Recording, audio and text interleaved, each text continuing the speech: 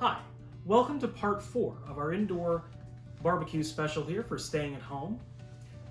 Today we're going to do something that you may not have seen before, and it is a barbecue seasoned pork loin. Pork loin isn't a traditional barbecue product because it doesn't have a lot of fat in it or connective tissue that you can cook forever and ever and ever and make it tasty. What happens is it just sort of breaks down and becomes extremely dry, kind of like a beef tenderloin.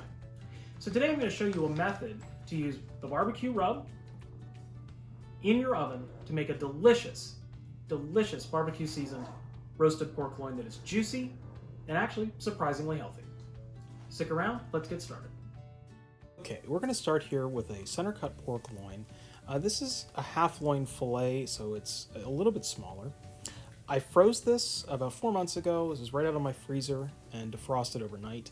And I froze it with some barbecue seasoning already on it. We're going to go ahead and re-season this today. Now, if you're doing this outside, you would use a binder like yellow mustard or some kind of fat oil to bind it. But we don't have to do that today because we're just going to be in the oven.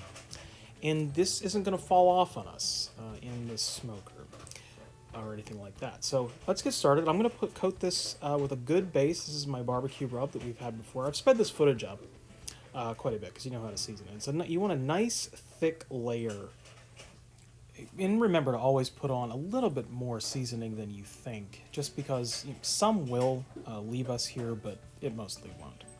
All right, so let's talk about something else. Most people, when they make pork loin or ribs, they glaze them with sauce.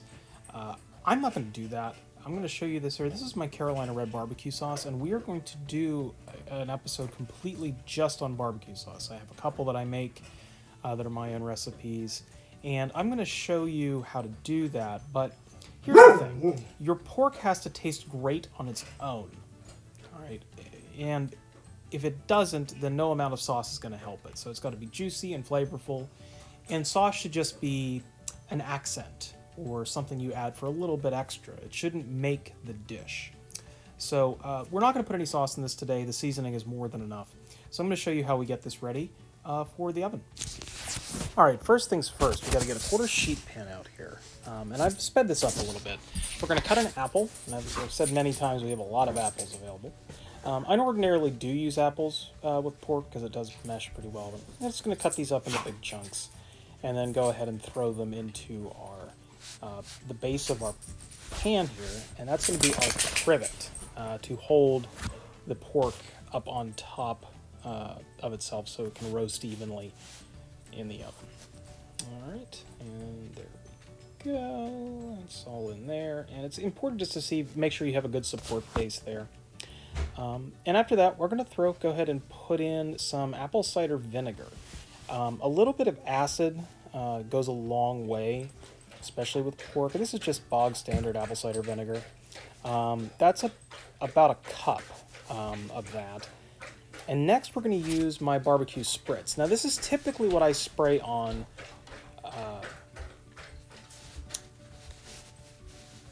ribs and smoked meat while they're smoking. This is just equal parts apple cider vinegar, apple juice, and 2 ounces of bourbon with a little bit of dry mustard in it. And it really gives them a nice flavor. So we're going to spray some of this in the bottom of our pan here, and then we're also going to spritz our pork intermittently throughout the cooking process, just to kind of give it as much smoke and outdoor feel as we can. Again, we have to overcompensate because we are inside and in the oven, and we don't have charcoal or wood chips or anything to give us our extra flavor. All right, so that bit's done. I'm just going to add a little bit more barbecue rub here, and then we're ready to put this guy on top of the apples and head over to the oven. Okay, something I didn't mention, but I put in a lot of indoor things, is can of mushrooms here. And that just kind of gives a nice earthy depth of flavor that you're not going to get from the oven that you would ordinarily get outside in the smoker. So here's our probe thermometer, and I've got that stuck into the center of the meat, and you see it's 59 degrees, and I've got it set for 140. This goes into the middle of a 475 degree oven until it gets to about 85 degrees, at which point we are going to take it out and spray it with our barbecue spritz. All right, we've hit that magical 85-degree temperature mark, and we're going to go ahead and spritz this guy with our mix. And just a couple of good sprays. You can see it getting on the top there. And then after we give this a good spray, we're going to throw this back in that same hot oven and cook it until it gets to 110, and then do this again. Okay, so twice, 85 and 110. So back in the 475 oven, and I'm going to the next thing you're going to see is me pulling this when it is hit temperature. And here we go. All right, so this is at 140 degrees. And if you see that little white bits there, that means the juices are running clear and we're done. The only thing we have left to do is brown the top, get a little more crust on it. I'm going to use my blowtorch because blowtorches are fun and I really enjoy it. If you don't have a blowtorch, don't worry about it. Throw it under the broiler for about a minute. You'll get the same results. But we're trying to, remember, emulate what we're getting outside on the smoker, which would produce those nice, delicious brown bits on the top of it. All right, so I'm finished here. The next thing we're going to do after this is done is tent this guy with foil just loosely and wait for it to come up to 145 degrees Fahrenheit. And then we're done. Okay, you don't want to cook pork loin or pork tenderloin or pork chops any farther than that because they will dry out. If you've ever had a terribly dry piece of pork, it's because it was cooked past 145. All right, so here we are. We're done now. After tenting it, it's hit temp at 145, and now all we have to do is take this guy over to the cutting board. I'll see you there. All right, here we go. This is an 11-inch slicing knife. It's a nice, long, thin blade, so you can have long strokes when you cut the meat. It's really, really good for that. You should have something like this in your knife block. If you don't worry about it. Just use the longest, thinnest knife you've got so you can pull through the meat. And I'm going to demonstrate that here in a second.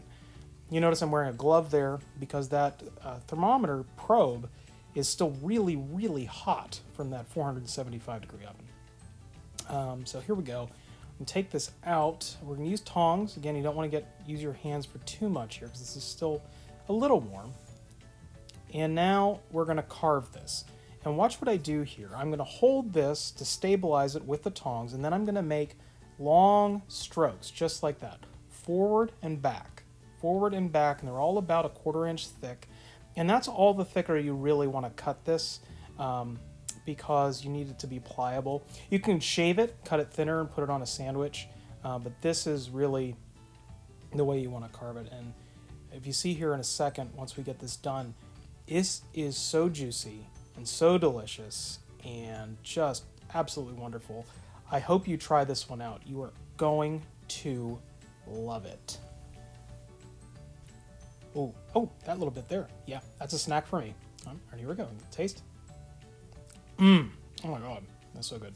Okay, I'm going to keep that end bit so I can eat that as a snack. The rest of this is actually going to fulfill an order that someone made for me to bring to them. So I'm going to put this up and box it with some of the apples and some of the juice, and we will be back here, and I'll show you how to clean the board up and everything like that. So we're just going to wipe here as we clean and pack, and then we are done. We're ready to go, and I hope you enjoyed this. I am going to eat that last bit there. That is my little snack. Gracie does not get that. So I hope you enjoyed this one today, and have yourselves a wonderful April day. See you soon.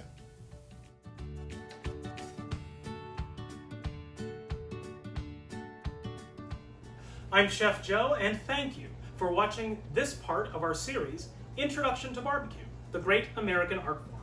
I hope you'll stick around for the remaining sections when we talk about everything from sauce to pork, chicken, beef, everything all under the sun that I'm well versed in, so I can give you the best techniques possible to make your own with whatever you've got laying around. If you haven't had a chance yet, check out our website at www.realscratchcooking.com, as well as our Patreon at patreon.com/FRSC with love. Links for all of our social media and all of those other things are in the description. You have yourself a wonderful day.